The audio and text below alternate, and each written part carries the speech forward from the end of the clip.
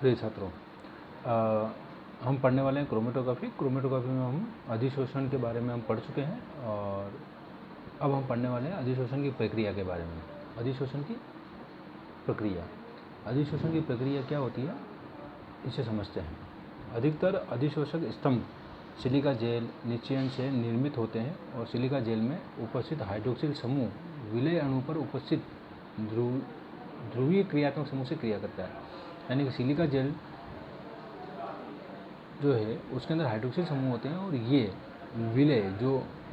विलय अणु होते हैं उसके क्रियात्मक समूह के साथ क्रिया करते हैं। जितने अधिक हाइड्रोक्सिल समूह स्तंभ की सतह पर उपस्थित होंगे, अधिशोषण की सक्रियता भी उतनी ही अधिक होगी एवं विलयों का धारण भी उतना ही अधिक होगा। यानी कि जितने अधिक हाइड्रोक्सिल समूह होंगे उतनी ही धारण क्षमता उसकी अधिक होगी। यदि यह हाइड्रोक्सिल समूह 3 प्रकार के होते हैं। पहला प्रकार जो होता है वह कम क्रियाशील होता है, न्यून क्रियाशील होता है मुक्त हाइड्रोक्सिल में, जैसे आप देख सकते हैं SiOH में OH जो है ये मुक्त है, ये किसी से जुड़ा हुआ नहीं है। दूसरा प्रकार होता है बंधित हाइड्रोक्सिल का। बंधित हाइड्रोक्सिल में OH का हाइड्रोजन एटम जो है वह किसी अन्य X ग्रुप यानी कि अधिक क्रियाशील एलिमेंट से जुड़ा रहता है हाइड्रोजन बंध के थ्रू। और तीसरा प्रकार है OH का ऑक्सीजन किसी अन्य से हाइड्रोजन बंध के द्वारा जुड़ा रहता है। ये सबसे सक्रिय या अत्यधिक क्रियाशील स्थिति है। यह हाइड्रोक्सिल समूह ध्रुवीय एवं असंतृप्त अंश से हाइड्रोजन बंध अथवा द्विध्रुव अभिक्रिया कर संयुक्त होते हैं एवं विलय को स्तंभ पर रोकते हैं। इस तरह सभी अधिशोषक स्थलों को यानी कि साइट्स को विलय या विलायक अणु अध्यासित कर लेते हैं।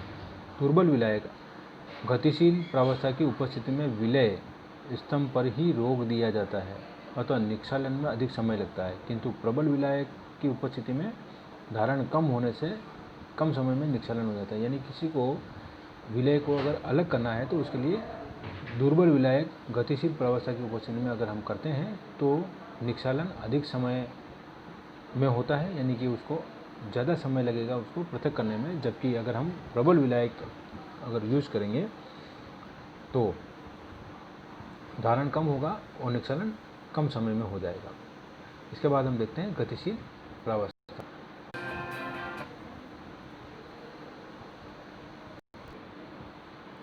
गतिशील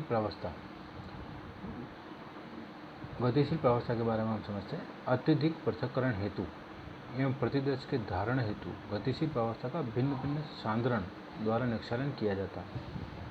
प्रबल विलायक या विलायकों के मिश्रण को गतिशील प्रावस्था के रूप में प्रयुक्त करने पर निक्षालन शीघ्रता से होता है। गतिशील प्रावस्था के लिए ऐसे विलायक चुनते हैं जिनकी ध्रुवणता विलय में उपस्थित ध्रुवीय क्रियात्मक समूह से मेल खाती है। जैसे हाइड्रोक्सिल समूह के लिए एल्कोहल विलायक के रूप में लिया जाता है। कार्बोनिल यानी CO समूह के लिए कीटोन या एसीटेट, क्योंकि इनमें भी CO समूह होता है, के रूप को विलायक के रूप में प्रयुक्त करते हैं। यदि ऐसा करने पर निक्षालन बहुत जल्दी हो जाता है तो दुर्बल विलायक का प्रयोग होता है ताकि निक्षालन धीरे धीरे हो। निक्षालन हेतु बाइनरी विलायकों का प्रयोग भी करते हैं, यानी कि दो विलायकों के मिश्रण का भी प्रयोग करते हैं। इनमें दोनों विलायकों का प्रतिशत बदलते रहते हैं, जैसे हेक्सेन और 2-क्लोरोप्रोपेन, हेक्सेन 2-क्लोरोप्रोपेन, hexane acetonitrile, hexane methanol, hexane chloromethane, acetonitrile और मेथेन। इस तरह के बाइनरी विलायकों का प्रयोग भी किया जा सकता है। सिलिका जेल स्तंभ के प्रयोग के दौरान गतिशील प्रावस्था में 50% जल मिलाते हैं। ये जल सिलिका में 2 रूपों में उपस्थित रहता है। पहला, यह सतह से रासायनिक क्रिया कर हाइड्रेट SiOH.H2O बना देता है एवं अधिशोषण स्थल पर जल अणु अधिशोषित हो जाता है। दूसरा, ऐसा करने से पृथक्करण शीघ्र एवं शुद्ध होता है। इसे रूपांतरक यानी मॉडिफायर भी कहते हैं। जल के अलावा 1-2% टेट्राहाइड्रोफ्लुरोन भी एसीटोनाइट्राइल या मेथनॉल विलायक के साथ रूपांतरक के रूप में मिलाते हैं। विधि, अब इसकी विधि क्या है? सर्वप्रथम अधिशोषक सतह को विलायक से भिगोई जाती है, फिर स्तंभ की ऊपरी सतह पर प्रतिदर्श के विलायक को प्रेक्षित कर दिया जाता है। स्तंभ को डेवलपमेंट करने के लिए और अधिक विलायक स्तंभ पर डाला जाता है, जब तक कि स्तंभ पर कई रंगीन धब्बे नजर न आने लग जाए। ये अलग अलग लंबाई पर दिखने वाले रंगीन धब्बों में उपस्थित विलयनों के होते हैं, जिन्हें विभिन्न तरीकों का प्रयोग कर अलग किया जाता है। पृथक्करण हेतु विलायक द्वारा स्तंभ के विनिचयन यानी पैकिंग आउट की विधि या स्तंभ की कर्तन यानी कटिंग या विशोषण यानी कि डिसॉप्शन विधियां अपनाई जाती है। आजकल पृथक्करण हेतु जो विधि अपनाते हैं उसके अंतर्गत स्तंभ पर तब तक विलायक प्रवाहित किया जाता है जब तक कि विलय विशोषित यानी कि डिसॉप्शन होकर स्तंभ से बाहर निक्षालित न हो जाए। अलग अलग निक्षालित द्रव को अलग अलग पात्रों में इकट्ठा कर पृथक कर लिया जाता है। इसके बाद हम देखते हैं इसके अनुप्रयोग। अधिशोषण क्रोमेटोग्राफी के अनुप्रयोग यानी कि एप्लीकेशंस क्या है, इसकी एप्लीकेशन के बारे में हम देखते हैं।